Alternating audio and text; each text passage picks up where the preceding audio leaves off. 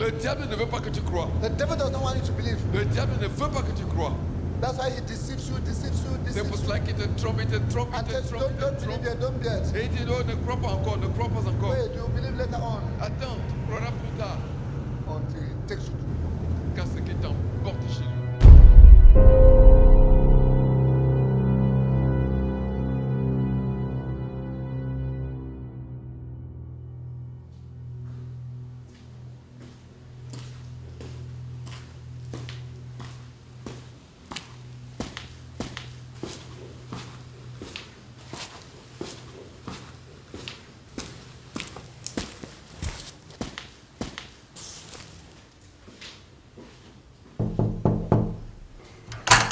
J'entrais dans une chambre individuelle du centre hospitalier universitaire. Une belle jeune fille de près de 25 ans était couchée sur un lit dans une position très détendue. Elle venait de terminer brillamment ses études et préparait sa thèse de doctorat. Elle paraissait si contente et en si bonne forme que je me demandais pourquoi on m'avait dit qu'elle était gravement malade. Lorsque je lui parlais, elle me dit qu'elle souffrait légèrement du rein. Nous eûmes un entretien sur ses recherches et abordâmes le domaine des choses éternelles. Je lui parlais du péché, de sa nature, de ses manifestations, de son salaire, mais aussi de la voie merveilleuse de Dieu de traiter le problème du péché. Elle m'écouta d'un air désintéressé et répondit ensuite. Vous savez, quand j'étais en bonne santé, ma seule ambition dans la vie était de terminer ma thèse et d'obtenir mon doctorat. Je voulais enseigner à l'université. C'est toujours là mon ambition. Le fait que je suis malade, il ne change rien à cela. Je n'ai jamais été du genre religieux. La religion, c'est pour les vieux. Je suis encore jeune et belle. J'ai un brillant avenir académique qui m'attend. De quoi ai-je encore besoin? Quant au péché, Jésus et toutes les autres choses concernant l'esprit et l'au-delà, tout cela doit attendre jusqu'à ce que je sois vieille.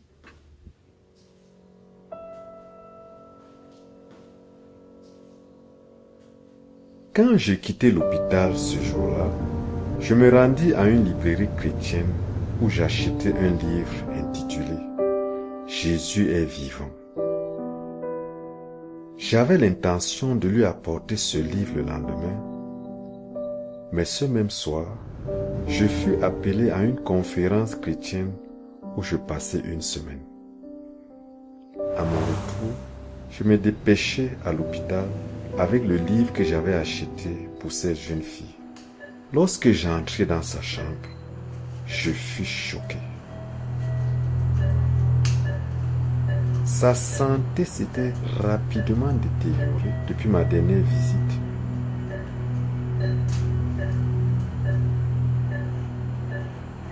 Quand j'essayais de lui parler, elle ne pouvait plus me reconnaître.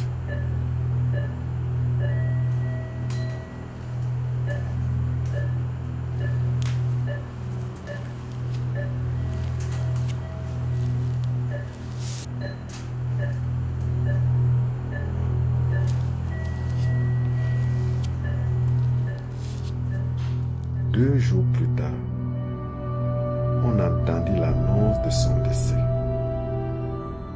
Mon livre ne lui était plus utile.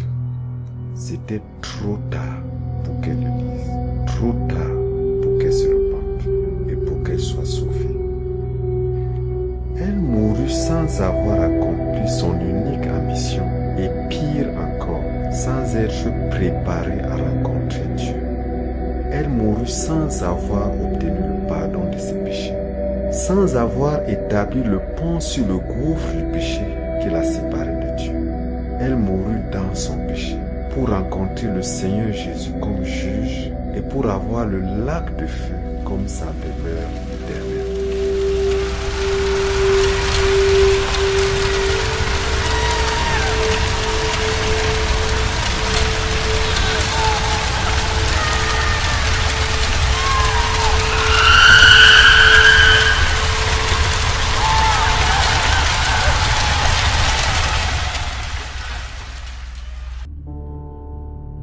Cher ami, es-tu sauvé?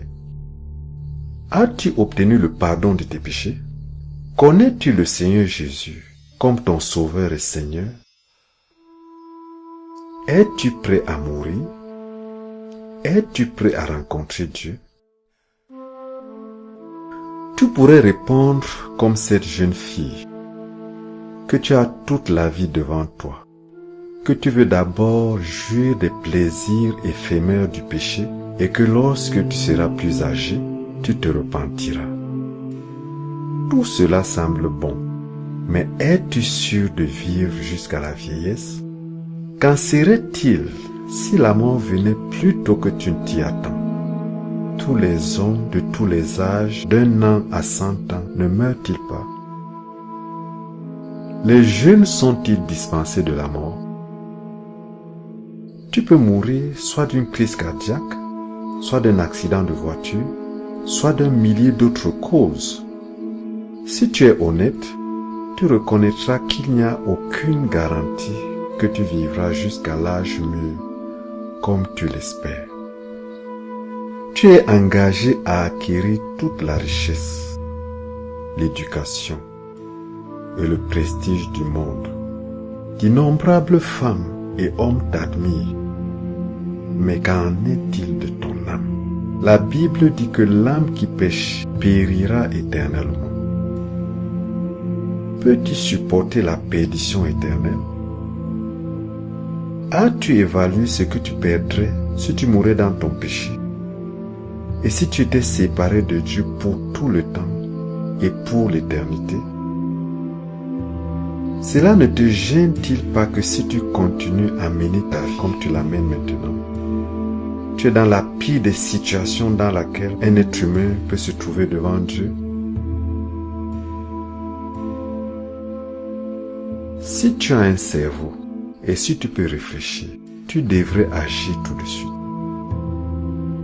Cher ami pécheur, le prochain avis de décès pourrait être le tien. Et ensuite, un cercueil et une fosse de 2 mètres de profondeur, plus le lac de feu comme châtiment éternel. Agis maintenant afin d'être sauvé et en sécurité. Ne retarde pas ta décision d'un seul jour. Demain pourrait être trop tard.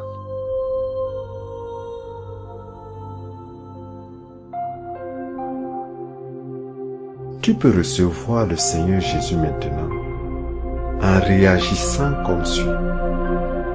Admets que tu es un pécheur par nature et par habitude et que par ton effort personnel tu es sans espoir. Dis à Dieu que tu as personnellement péché contre lui, en pensée, en parole et en acte. Dans une prière sincère, confesse-lui tous tes péchés, l'un après l'autre. N'omets aucun péché dont tu te souviens. Il serait utile que tu fasses une liste de tes péchés sur une feuille que tu brûleras après avoir obtenu le pardon de Dieu. En faisant tout cela, tu dois sincèrement éprouver du regret pour tes péchés, puisqu'ils transpercent le cœur de Dieu. Ensuite, tourne une fois pour toutes le dos à toutes tes mauvaises voies. Si tu volais, ne vole plus. Si tu commettais l'adultère ou la fornication, mets fin à cela. Dieu ne te pardonnera pas si tu n'as pas le désir de renoncer radicalement au péché dans tous les aspects de ta vie. Mais si tu es sincère, il te donnera la force de renoncer au péché.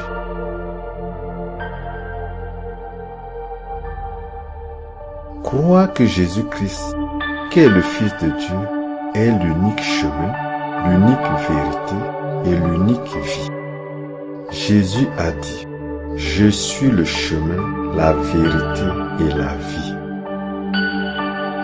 Nul ne vient au Père que par moi. » Jean chapitre 14, verset 6. Et la Bible dit, « car il y a un seul Dieu et aussi un seul médiateur entre Dieu et les hommes, Jésus-Christ homme, qui s'est donné lui-même en rançon pour tous.